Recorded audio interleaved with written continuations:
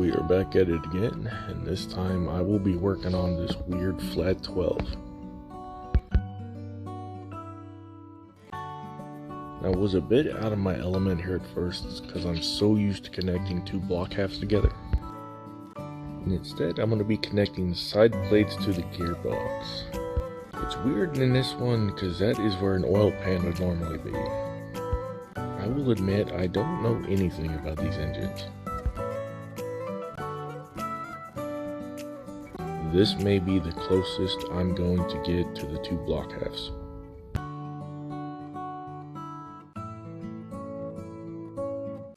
Here I'm just going to do a quick test fit of some parts just to see what I could get away with sanding and without sanding. So if it's going to be covered up, I'm not going to waste time knocking down that seam line.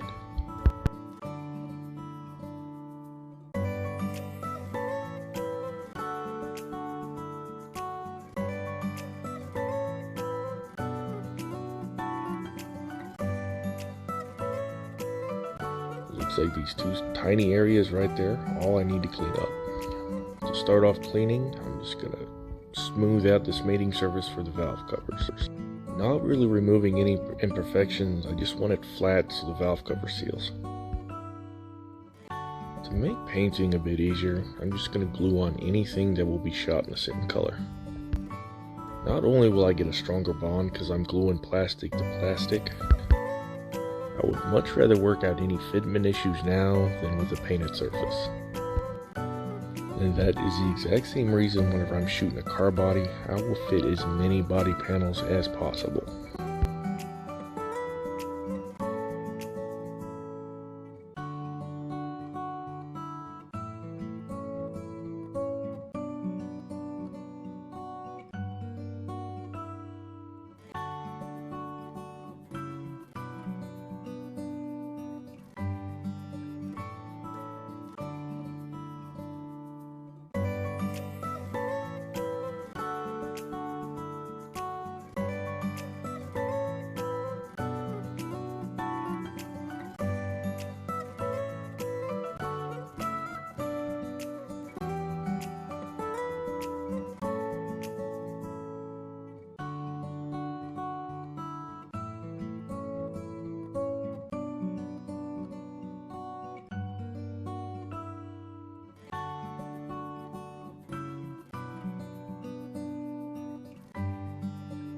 Get a good look at this now, because in the next frame it will be painted, however it will be kind of hard to tell the difference.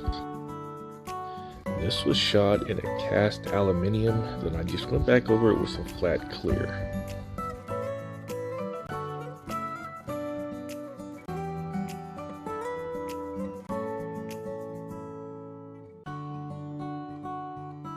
I just did a bit of dry brushing on the engine to bring out some of the details, mainly on the fuel stacks I did gold, and then on the louviers on the intakes I did red.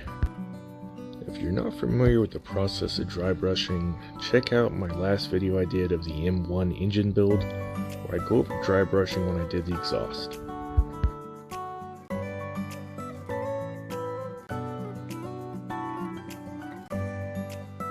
One would think, with all the Ferraris that I build, I would have the proper blue for the oil filters.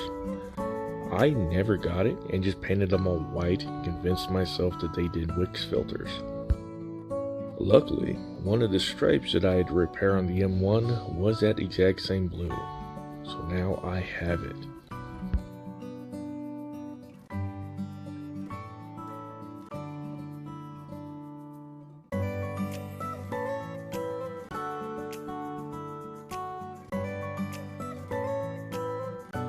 Doing things just a bit out of order here.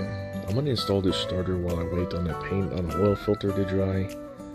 This would have been a lot easier without the intake plenums in place.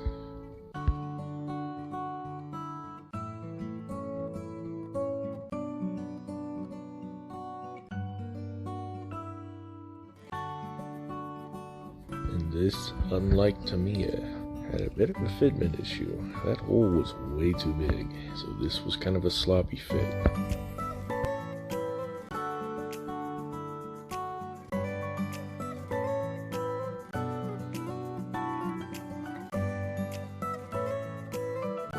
and I've decided to wire this.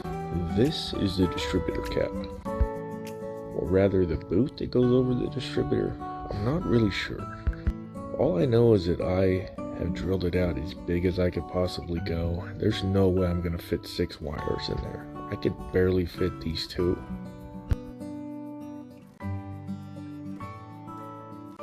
Now, you guys have in the past have seen me use pre-wired distributors and just modify them as necessary. Here I'm just going to go straight with the wire. This stuff is 30 gauge solid core wire, so the sheathing on it's very thin. So I am just quote unquote stripping it here with my fingernail. You'll see why in a second.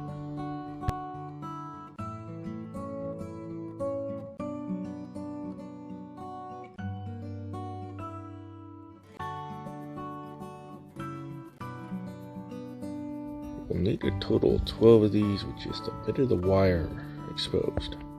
For the next step, we're just going to line them all up.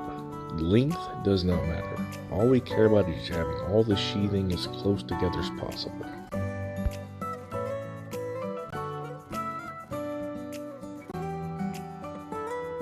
All we want to do is twist up just the exposed wire. So if you go too far, just back it up a bit.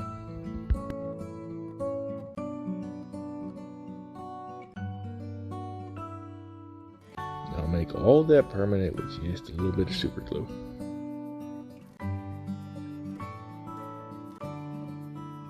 This is going to be what goes down in that boot, so trim it just long enough to where it fits down in there kind of snug.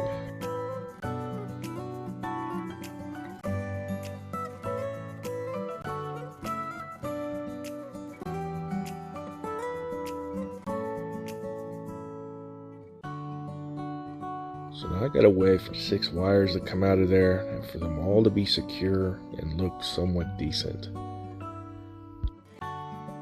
I need to trim that first one a little bit still. This right here is perfect. It's exactly what I want.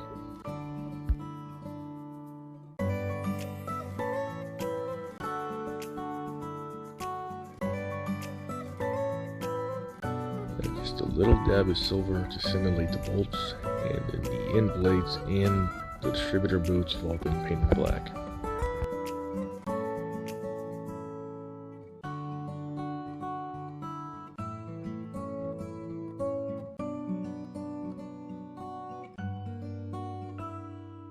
I still got a bit of handling to do on this, and I don't want to take a chance of damaging those distributors in any way, so they will be one of the last things I actually install.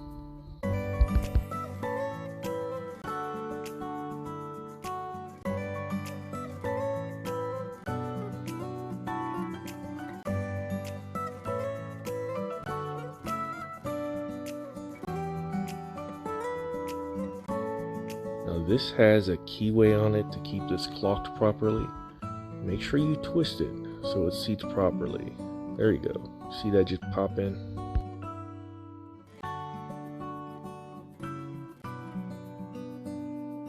And just like the distributor, there is a keyway on this as well. So make sure you turn it so it sits flush, otherwise it's not going to fit when you go to install it.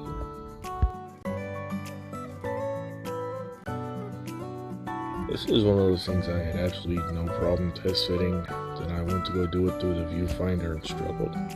This is a lot easier than I made it look. The problem I have with recording like this is I build through the viewfinder and I have absolutely no depth perception.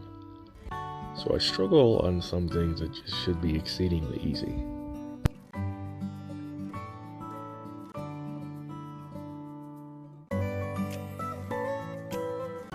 This is another thing you need to pay attention to, because that will fit together both ways. When you install it, you need all of the exhausts pointing down. So on the 2 side pieces sticking out, make sure that they're both downhill, so to speak, if that makes sense.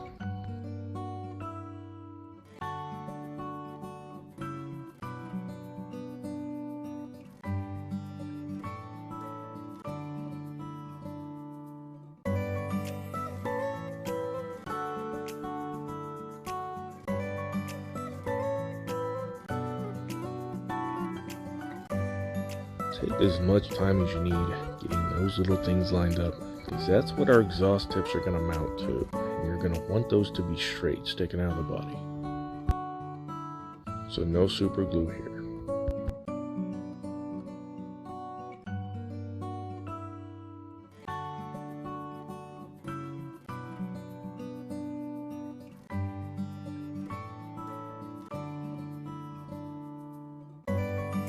Go back to clean all this up before paint. That pronounced trim all the way around that is supposed to be there. That is the pinch weld that used to hold these silencers together, so leave them. Do not sand them off. Now this is it all painted up.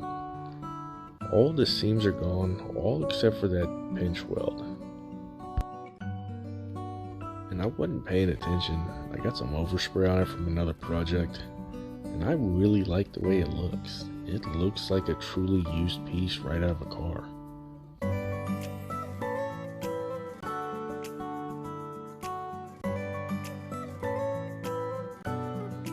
Now the next step, I don't think I'm going to be able to get to these as easily, so I'm just going to do them now.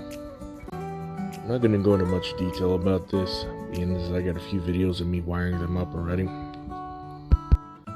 Basically all I did was pick a wire, stuff it in the spark plug hole, and just trim it to look good.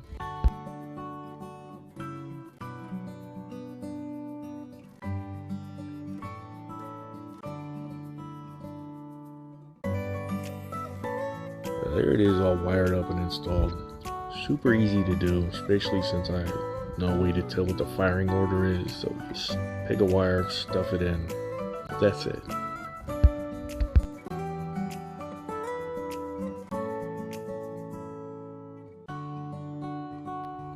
I'm gonna warn you, this part was not easy, especially on camera. That's why you're only gonna see 2 of these actually being done.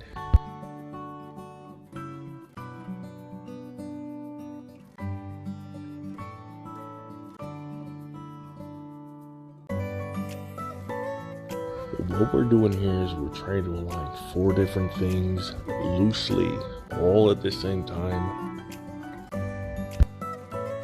And you cannot use a drop of glue on this till all of them are in and aligned. Because if you lock one in place and it's not where it needs to be, everything is going to be out of line. I eventually got them all though. It's just more time consuming and frustrating than difficult. But we are coming up to the end, and I want to thank you again for watching. If you know someone that loves model cars, share this with them, get them involved. And if you love the build competition, join the Facebook page right there. We welcome you.